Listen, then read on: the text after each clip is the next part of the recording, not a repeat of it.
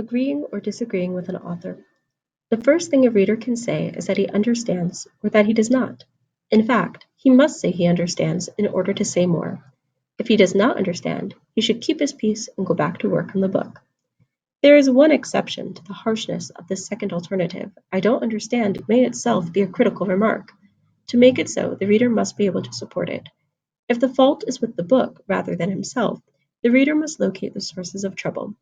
He should be able to show that the structure of the book is disorderly, that its parts do not hang together, that some of it lacks relevance, or, perhaps, that the author equivocates in the use of important words with a whole train of consequent confusions. To the extent that a reader can support his charge that the book is unintelligible, he has no further critical obligations.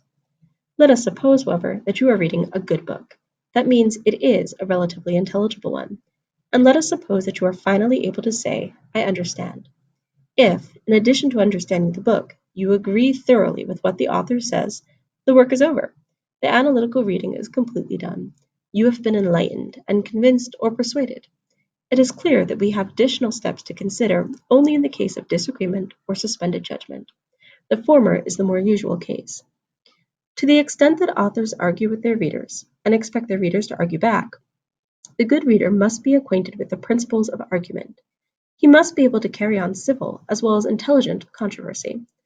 That is why there is need for a chapter of this sort in a book on reading, not simply by following an author's arguments, but only by meeting them as well can the reader ultimately reach significant agreement or disagreement with his author.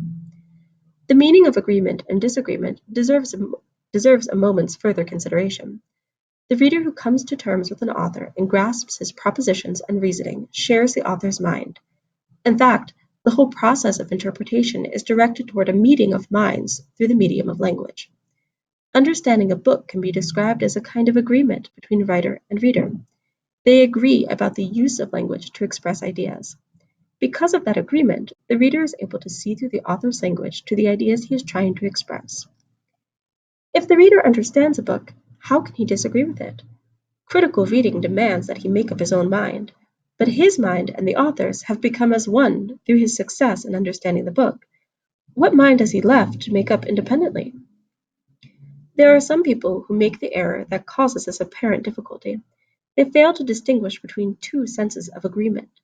In consequence, they wrongly suppose that where there is understanding between men, disagreement is impossible.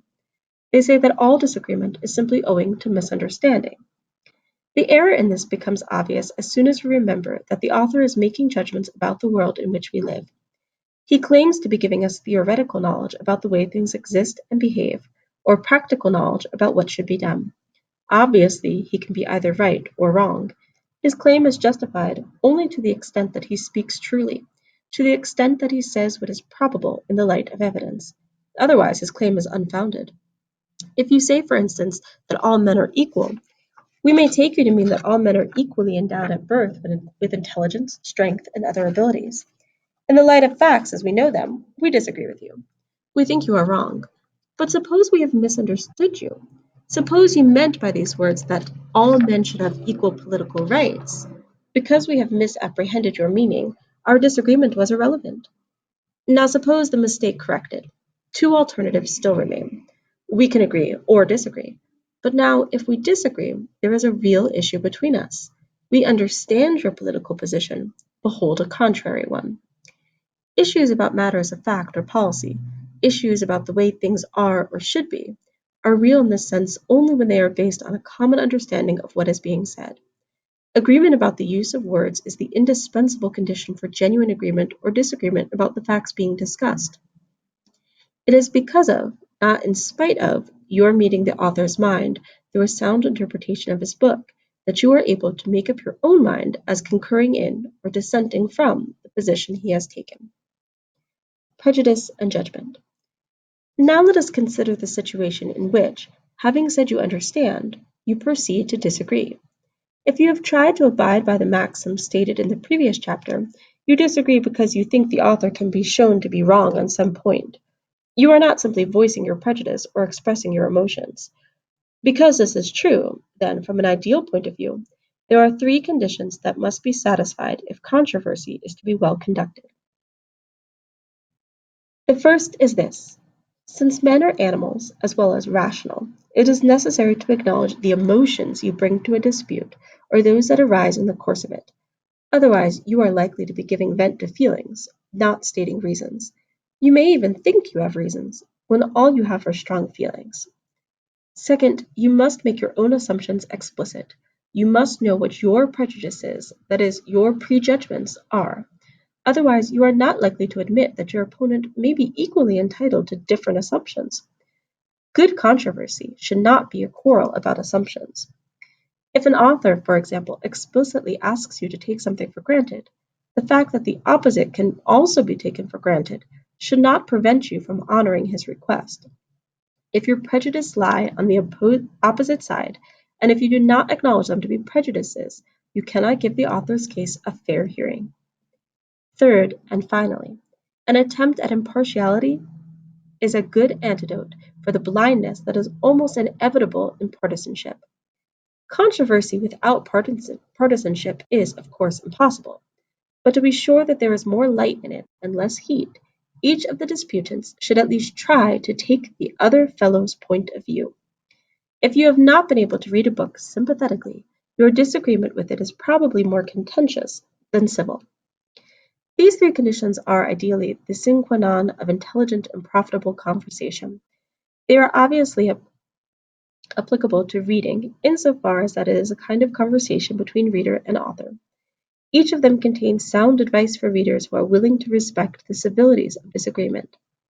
But the ideal here, as elsewhere, can only be approximated. The ideal should never be expected from human beings.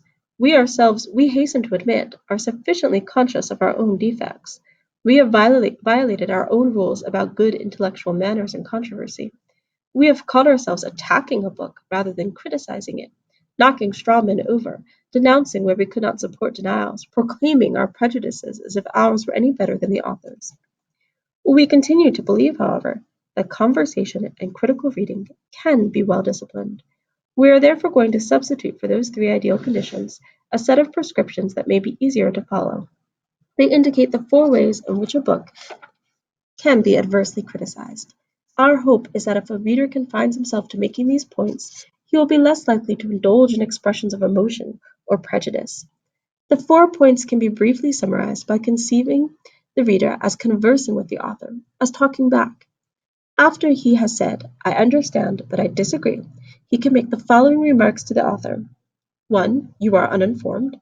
2. You are misinformed. 3. You are illogical, your reasoning is not cogent. Or 4. Your analysis is incomplete. These may not be exhaustive, though we think they are. In any event, they are certainly the principal points a reader who disagrees can make. They are somewhat independent. Making one of these remarks does not prevent you from making another. Each and all can be made, because the defects they refer to are not mutually exclusive. But, we should add, the reader cannot make any of these remarks without being definite and precise about the respect in which the author is uninformed or misinformed or illogical.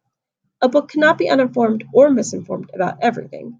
It cannot be totally illogical. Furthermore, the reader who makes any of these remarks must not only make it definitely by specifying the respect, but he must also support his point. He must give reasons for saying what he does.